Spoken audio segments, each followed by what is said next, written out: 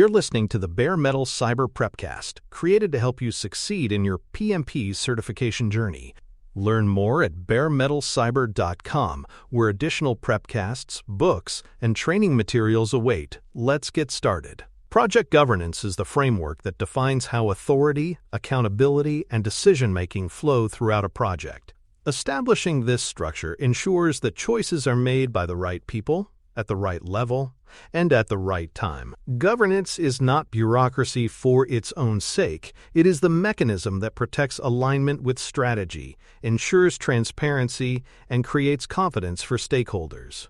Without governance, projects often drift with unclear authority, missed approvals, and contradictory actions. The project manager's role is to help design and maintain the system, not to take every decision personally.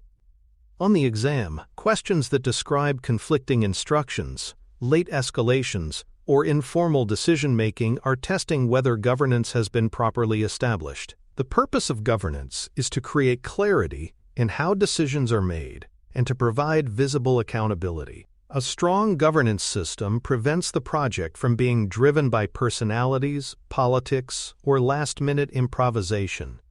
It also provides the audit trail to show that decisions were aligned with policies, approvals were obtained, and compliance was respected. Good governance protects both the organization and the project manager by ensuring that approvals and escalations happen in a disciplined manner. On the exam, distractors that suggest decide quickly without approval or handle all issues yourself highlight weak governance. Correct answers emphasize structure and traceability. Governance should also be proportionate to the project's size and risk. A small internal project may need a light governance structure, while a regulated multi-vendor initiative requires more formality. The principle is to balance control with agility. Too little governance creates chaos. Too much governance creates paralysis. The project manager's job is to tailor governance so that decision-making is effective but not cumbersome. On the exam, stems about unnecessary delays from excessive oversight test whether you understand proportional governance. Correct answers emphasize tailoring governance to the project context, while still ensuring that accountability and authority are visible. Roles and bodies form the backbone of governance. The project sponsor is the senior leader who champions the project, secures resources, and provides high-level decisions. They are accountable for ensuring the project remains aligned to organizational strategy. The steering committee, sometimes called a governance board, provides collective oversight. It resolves conflicts that exceed the project manager's authority and ensures cross-functional alignment. Another key body is the Change Control Board, or CCB. This group reviews change requests, performs impact analysis, and decides whether to approve or reject scope, cost, or schedule changes. Each body has a distinct purpose, and clarity prevents overlap or duplication. The sponsor's role must be defined carefully. They are not a day-to-day manager, but a strategic champion. They ensure funding is available, provide direction when trade-offs exceed the project manager's limits, and protect the project from external pressures. Sponsors also play a vital role in stakeholder communication. When they visibly support the project, resistance often decreases. On the exam, stems that suggest the project manager alone should make strategic scope changes are incorrect. Correct answers emphasize involving the sponsor, particularly when trade-offs affect cost, schedule, benefits, or alignment with organizational strategy. The steering committee provides a forum for resolving conflicts that no single stakeholder can address. For example, if marketing and operations disagree on requirements, the committee provides resolution. Steering committees also monitor project health at a strategic level, reviewing progress, risks, and alignment with benefits. Meetings are not for micromanaging tasks but for ensuring the project remains viable and aligned with strategy. On the exam, stems about stakeholder conflict left unresolved often point to missing or ineffective steering committees. Correct answers emphasize convening the steering body to make decisions that exceed the authority of the project manager. The Change Control Board, or CCB, plays a specific role in managing baselines. Any significant change to scope, cost, or schedule must pass through this body. The project manager prepares impact analyses showing the effect on benefits, risks, and constraints, while the CCB decides whether to approve or reject. This process prevents scope creep and ensures accountability. Smaller projects may use lightweight boards, while larger projects may require formal meetings with detailed records. On the exam, distractors that suggest, quote, implement change immediately without approval are incorrect.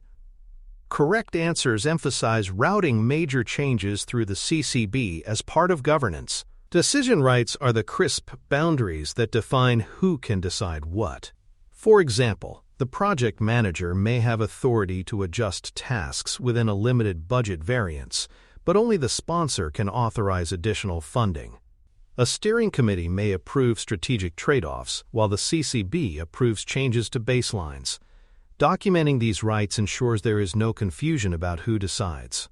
PMI emphasizes that decision rights protect both the project manager and stakeholders from overreach or delay. On the exam, stems describing unclear who can approve urgent change highlight this gap. Correct answers emphasize documenting and publishing decision rights. Thresholds support decision rights by defining the levels at which approvals are required. For instance, a variance of less than 5% may be handled by the project manager, while larger variances require escalation. Thresholds apply across cost, schedule, and risk. They prevent trivial matters from clogging governance and ensure only significant deviations reach higher bodies. They also define emergency authority rules, who can act quickly when compliance or safety is at stake, with formalization afterward. On the exam, distractors that suggest every decision must go to the sponsor are inefficient. Correct answers emphasize thresholds that balance speed and oversight. Cadence ensures governance is predictable. A steering committee may meet monthly, a change control board weekly, and sponsors on demand. Regular rhythms prevent issues from bottlenecking and reassure stakeholders that decisions will be addressed promptly.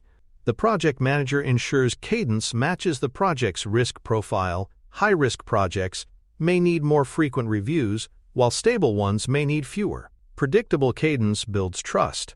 On the exam, stems about ad hoc governance delays highlight missing cadence. Correct answers emphasize aligning governance rhythm to project needs, ensuring decisions flow smoothly. Artifacts anchor governance by recording decisions and making them visible. A decision log captures what was decided, by whom, when, and why. Change logs track requests, analyses, and outcomes. Risk and issue logs link escalations to governance actions. Meeting minutes provide context for committee or board choices. Together, these artifacts create transparency and enable audits. PMI emphasizes that governance is only as strong as its records. On the exam, distractors that describe verbal approval only highlight weak practice. Correct answers emphasize updating and maintaining governance artifacts as single sources of truth. Teaching teams how to use governance artifacts is equally important. A decision log is meaningless if no one knows how to access it. The project manager ensures artifacts are visible, searchable, and part of everyday workflows. This prevents shadow records and conflicting memories. Governance artifacts also support knowledge transfer, protecting continuity when team members change. On the exam, stems that describe stakeholders unsure of past decisions test whether artifacts were used properly. Correct answers emphasize maintaining and sharing decision logs, change logs, and minutes as part of governance discipline. Governance is not just about efficiency, it is also about ethics. Every governance process must uphold responsibility, fairness, respect, and honesty. This means no hidden agreements, no favoritism, and no manipulation of thresholds. Transparency ensures that all stakeholders see decisions made consistently and with integrity. Ethical governance fosters trust and strengthens credibility for the project and the organization. On the exam, distractors that imply quietly approve for one favored group are incorrect. Correct answers emphasize fairness and honesty as integral to governance. Compliance is another pillar of governance.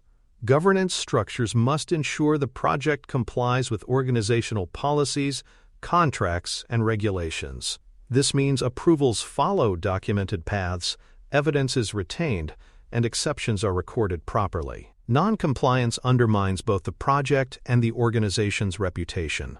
The project manager ensures compliance by aligning governance processes with policies and auditing trails. On the exam, stems that describe auditors could not find evidence highlight governance failure. Correct answers emphasize compliance with policies, documented approvals, and audit readiness. In summary, governance structures are the backbone of disciplined projects. They define roles such as sponsor, steering committee, and change control board. They establish decision rights and thresholds, ensuring clarity and efficiency. Cadence and artifacts keep governance predictable and transparent. Ethics and compliance protect credibility. The project manager's role is to curate this system, not to take every decision. On the exam, pitfalls include unclear authority, informal approvals, or governance that is too heavy or too light. Correct answers emphasize balanced governance, structured, transparent, ethical, and tailored to project needs. For more cyber-related content and books, please check out cyberauthor.me. Also, there are other prepcasts on cybersecurity and more at baremetalcyber.com. Governance looks different in agile environments, but the principles remain the same.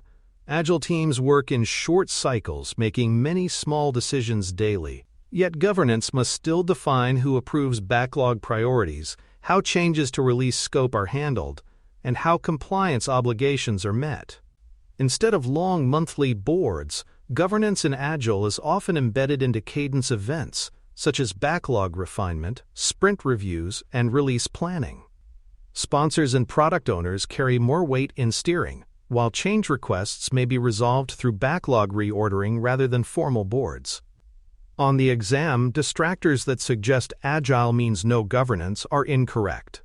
Correct answers emphasize governance adapted to cadence and artifacts, not eliminated. Hybrid projects require governance that bridges agile and predictive expectations. Agile teams may work with steady sprints and continuous backlog grooming, but the organization still demands milestone approvals or change control board checkpoints. Hybrid governance provides both.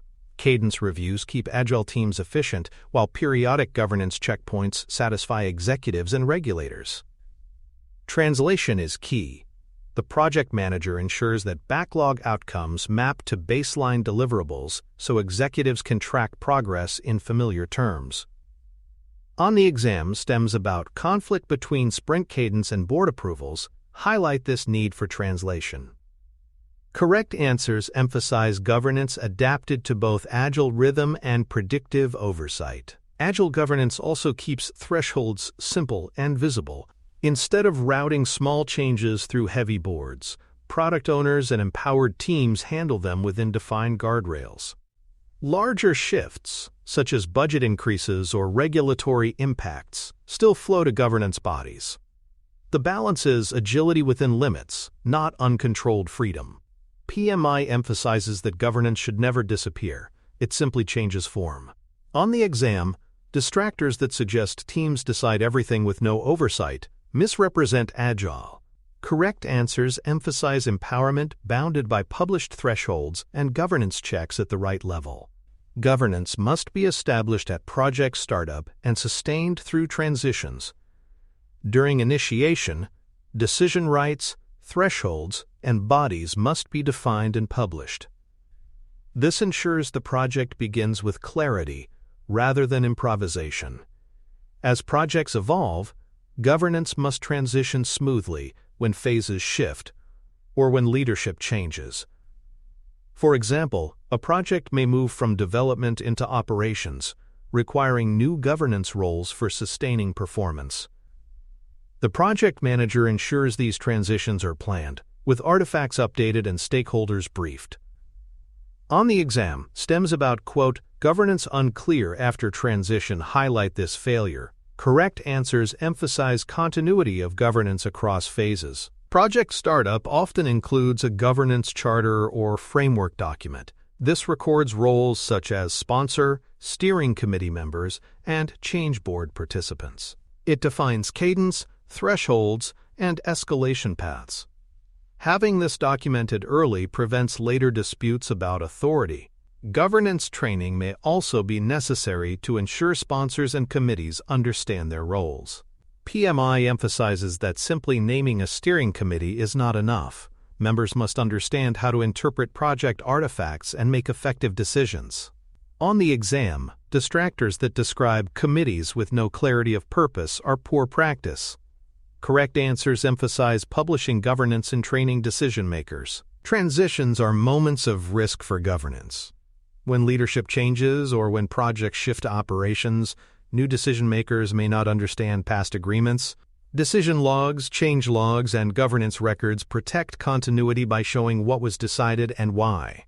The project manager ensures these artifacts are updated and accessible so that transitions do not reset governance. On the exam, stems about new sponsor reverses decisions without rationale highlight poor governance handover.